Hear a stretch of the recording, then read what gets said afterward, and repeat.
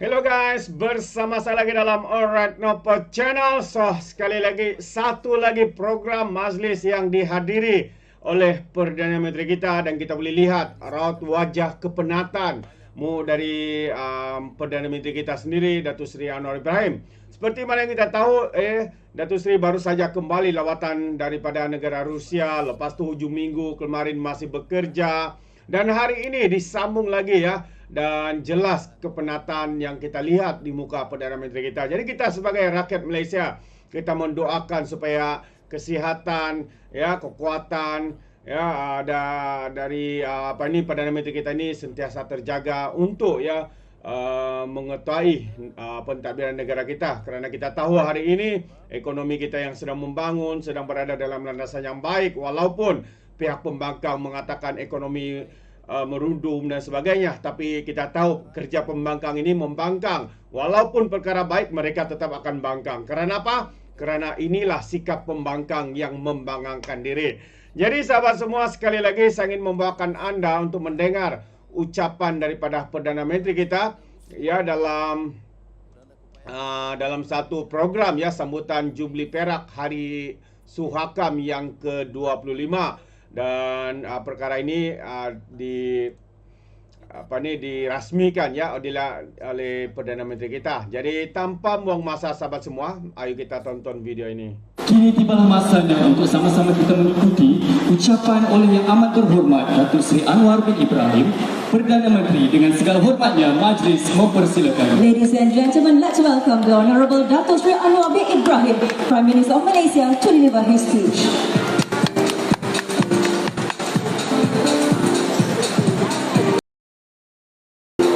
Warahmatullahi wabarakatuh. Salam sejahtera. Alhamdulillah, nahmadu wa salli ala rasulil karim. Sri Zain Osman, Pri Jabatan Perdana Menteri, Polis Negara, Tan Sri Razafin, dan saya hormati Datuk Seri Syamsuddin Yunus, Musi Suhakam, Naib Polisi dan Naib Suhakam, Duta-duta dan Sultan Tinggi, Son Excellence. Terima kasih. Saya hadir hari ini untuk menyatakan penghargaan pada Suhakam kerana saya dan Azizah dan keluarga adalah di antara yang telah terus ke Jabatan Suhakam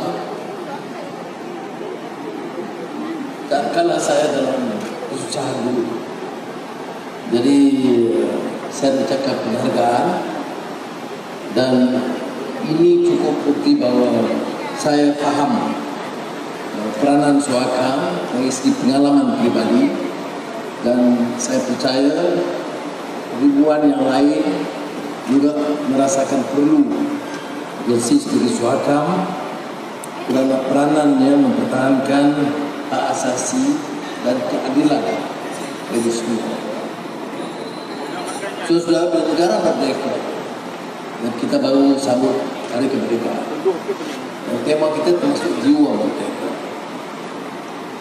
Penekanan ini adalah memaknai kemerdekaan dari sudut mengiktiraf hak setiap warga. Hak maknanya bebas dan mempertahankan keadilan bagi semua. Ada negara-negara yang merdeka, dia beri kebebasan, tapi berlaku kesenjangan. Saya sering sebut dalam undang-undang ada dua undang-undang. Satu bagi golongan kuasa dan golongan kaya, dan satu bagi kalangan rakyat biasa. Maka peranan daripada Suhakam itu memastikan kesenjangan yang melebar itu dapat dirapatkan. Tidak boleh nafikan bahawa bapa-bapa, ibu-ibu pejuang kemerdekaan menginginkan suatu keadaan yang lebih baik bagi rakyat. Tetapi perkembangan negara itu tidak semestinya matang mengikut keadaan, tekanan dan masalah masing-masing. saya sering sampaikan suara denyutan nadi dari kalangan yang paling terlantar di India, Ambedkar, seorang pejuang hak asasi India yang terkemuka, yang kemudian dilantik oleh Jawaharlal Nehru untuk menjadi pengurusi merangka perlembagaan ini. Dan kerana jasanya dan komitmen dia dalam soal hak asasi yang beliau sebut tentang social democracy, bahwa demokrasi itu tidak hanya bermakna dengan berikan hak mengundi,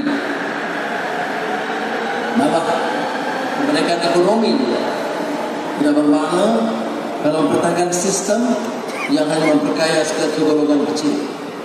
Jadi dalam falsafah pemikiran hak asasi oleh Ambedkar yang kemudian menjadi Menteri Undang-Undang India, dia di antara yang kuat menggesa supaya negara yang merdeka itu tidak terlepas dari memusatkan pemikirannya dari sudut kebebasan hak asasi di dalam semua aspek politik, ekonomi, sosial budaya. Dan saya percaya Suakam di antara yang diasaskan 25 tahun yang lalu dengan maksud bersama. Walaupun ada pasang surutnya, kerana proses yang kita sebut tentang cultural literacy. Semalam kita meluncurkan digital literacy. Tapi kecelekan ini, literacy termasuk dalam bidang hak asasi. Dan harus ada kefahaman kalangan rakyat bahawa tidak ada batas atau sekatan atau undang-undang yang mengekang hak mereka sebagai rakyat.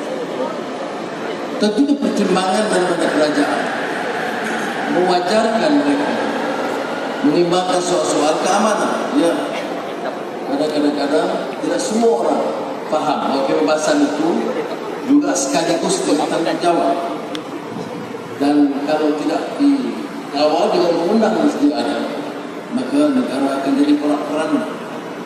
Malah ada inisiatif ikhtiar yang baik, umpamanya yang dibawa sebelum ini tentang ISER atau Rome Statute, walaupun bunyinya indah, tapi kalau tidak diberi melalui kecelekan kefahaman, maka akan menimbulkan reaksi yang akan merosakkan.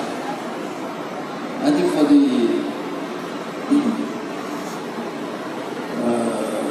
excellencies here, I made reference to some sensibility. Suddenly alerted when I mentioned ISER.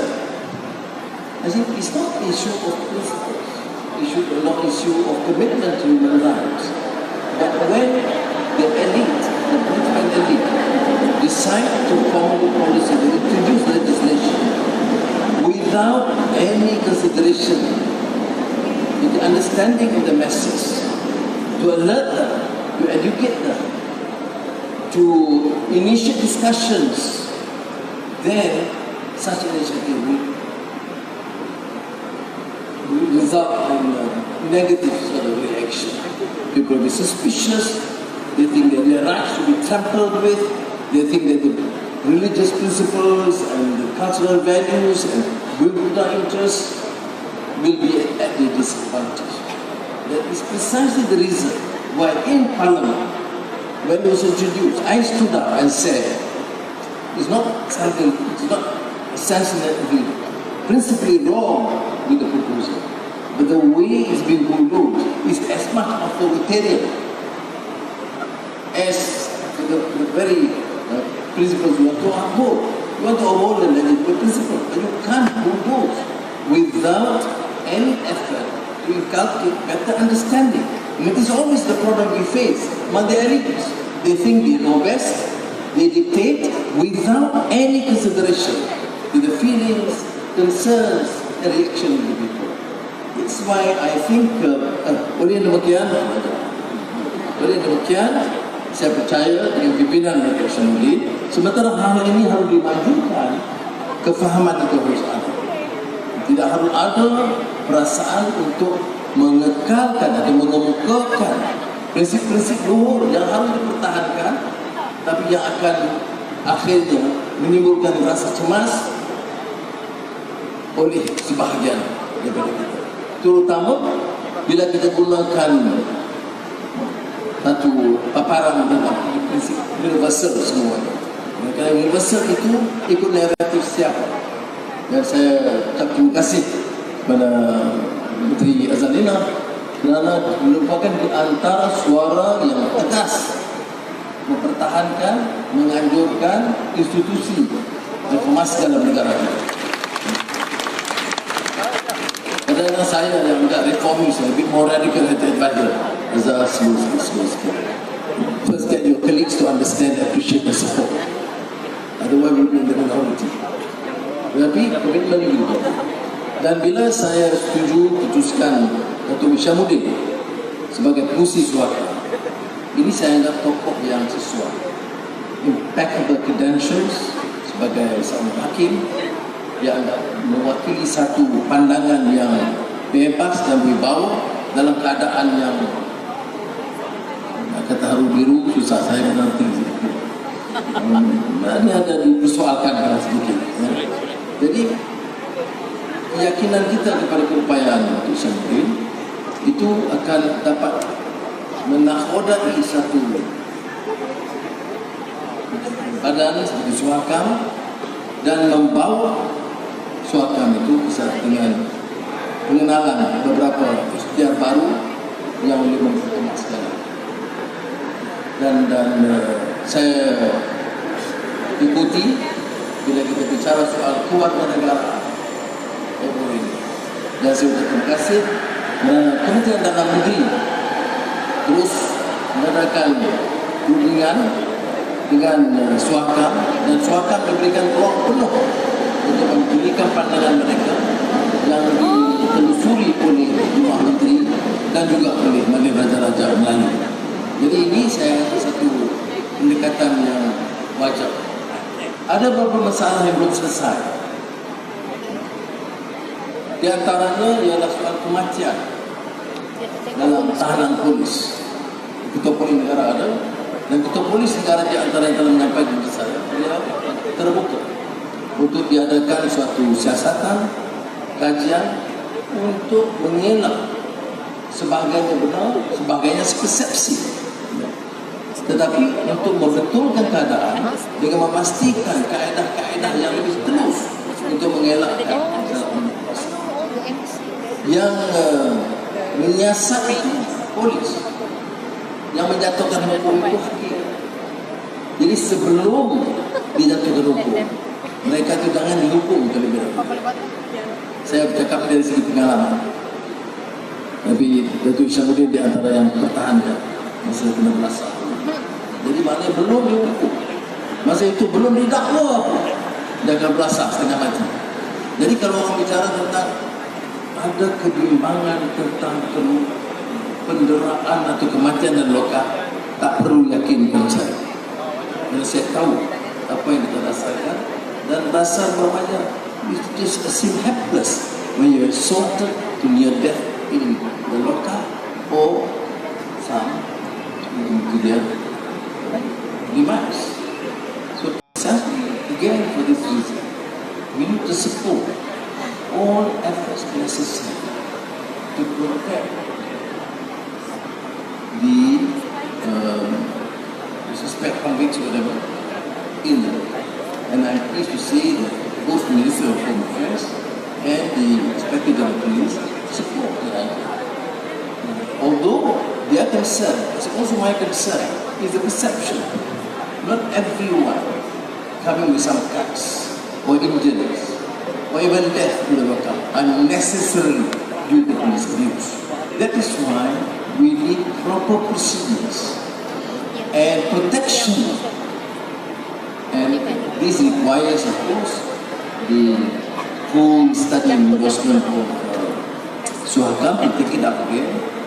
So I suppose the best things for to discuss with you, which would partly have been done, and visit the welcome. So I can join you because I got familiar with some of these lyrics. Jadi saya percaya ini satu hal yang memang kawan saya telah sampaikan kepada saya tentang keperluan untuk menegarakan. Tetapi seperti yang dilakukan oleh Menteri Zalina, ada beberapa langkah yang baru yang kita lakukan. Walaupun sedikit kontroversial dan agak sukar, seperti umpamanya pemansuhan hukuman mati mandatory. Jadi ini kita telah luluskan walaupun menimbulkan sedikit sebanyak kebesaran, tetapi kebijaksanaannya ialah semua parti politik dalam kerajaan itu diarah bukan hanya Jemaah Menteri dalam kerajaan, tapi politik untuk menyampaikan pandangan dan supaya ada kecelikan kefahaman tentang hak asasi yang tidak melanggar prinsip agama atau budaya. Kemudian tentunya sebelum ini pun pemansuhan Akta Keselamatan Dalam Negeri. Nah, ini timbul masalah kerana bila bangkit semula isu keganasan ala ISIS atau Qaeda yang juga menyebut masuk ke dalam negara kita, ataupun paham-paham perkawanan yang sempit yang dirongkai sebagai 3A. Ada pembangkang mengatakan kita zalim dan tidak boleh bicara 3A. Tak betul. Sudah bicara soal agama Islam atau agama lain, nak bicara soal kaum, tak puas hati, nak bantah, itu semua diizinkan. Yang tidak diizinkan ialah hasutan, ajakan ke arah keganasan atau menimbulkan pergaduhan antara kaum sebab apapun alasan. Dan kalau saya diserang oleh media antarabangsa, saya tidak akan tolak ansur untuk menjamin keselamatan rakyat dan negara. Tetapi seperti mana Datuk Sembilan lebih arif, bahayanya kalau undang-undang itu terlalu longgar, maka kemungkinan untuk mana-mana penguasa atau tokoh politik menyalahgunakannya untuk mempertahankan kedudukan mereka itu ada. Maka sebab itu undang-undang harus diteliti untuk mengelakkan masalah. Ini umpamanya sekarang ini bila isu pendakwaan yang melibatkan serangan atau singgungan raja-raja. Dalam majlis raja-raja Melayu, mereka bangkitkan. Mereka bukan politik, bukan terlibat dalam politik. Mereka tidak mudah menjawab serangan tiap hari. Dan sekiranya kecaman itu dibuat yang akan menjejaskan tunggak lembagaan negara kita, maka tentunya tindakan harus diambil. Dan ini sudah disepakati. Tidak ada parti dalam negara Malaysia yang mempertikai keperluan kita untuk tidak menghujat dan menggugat sistem raja di negara kita. Jadi sebab itu tindakan diambil walaupun buang dari bidang eksekutif. Ini siasatan oleh polis di Raja Malaysia dan tindakan. Saya sengaja lontarkan hal ini kepada rakan-rakan dalam swasta supaya memahami bahawa ada permasalahan yang harus kita hadapi. Bagaimana negara yang sekarang ini aman dan stabil politiknya, ekonominya sudah dipacu dengan begitu bergaya, dan hubungan diplomatik yang baik dengan jiran, dengan Amerika, dengan China, ini dengan Rusia, dengan India, yang begitu baik, dengan Eropah. Bagaimana boleh kita pertahankan tanpa digugat dari sendiri? Gugatan dari segi politik itu biasa, seperti mana berlaku dalam pilihan raya. Tapi gugatan yang mengancam tunggak kestabilan dan keamanan dengan menghasut umpamanya Pulau Pinang, viral beberapa ketika dulu, Pulau Pinang sudah ke arah dikristiankan. Dan bagaimana kita hadapi hal-hal seperti itu? Apakah boleh ada pahaman tentang kebebasan saya atau apa? Tak mungkin. untuk menyelamatkan negara ini, menyelamatkan daripada hasutan orang-orang yang desperate. Kita ada undang-undang untuk kawal supaya jangan terlalu. Inilah hal-hal yang saya rasa mungkin masyarakat dan masyarakat terus bicara supaya membantu negara. Di samping itu faham bahawa mana-mana undang-undang kalau terlalu keras akan menimbulkan permasalahan lain, yaitu salah guna kuasa seperti mana berlaku pada ISA sebelumnya.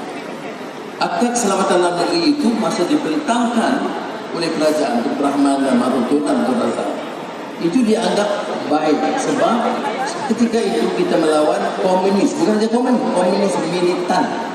Jadi ditekankan itu kalau komunis bawa senjata. Tapi lambat laun pimpinan silih berganti, pemimpin Kesatuan Sekerja, pemimpin politik, pemimpin mahasiswa, pengkritik kerajaan, semua dihumban ke dalam atas ISA kebuting. Dan oleh itu masyarakat sekarang sekian lebih matang untuk memikirkan ada undang-undang yang perlu untuk mempertahankan keselamatan negara, tapi harus ada jaminan supaya hak asasi rakyat tidak terjejas.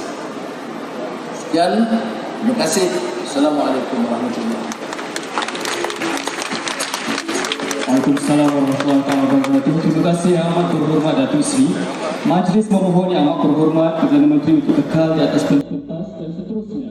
Majlis menjemput Terbaik sahabat-sahabat semua, itu dia ucapan daripada Perdana Menteri kita dalam sambutan Jubli Perak ya, Hari Suhakam yang ke-25.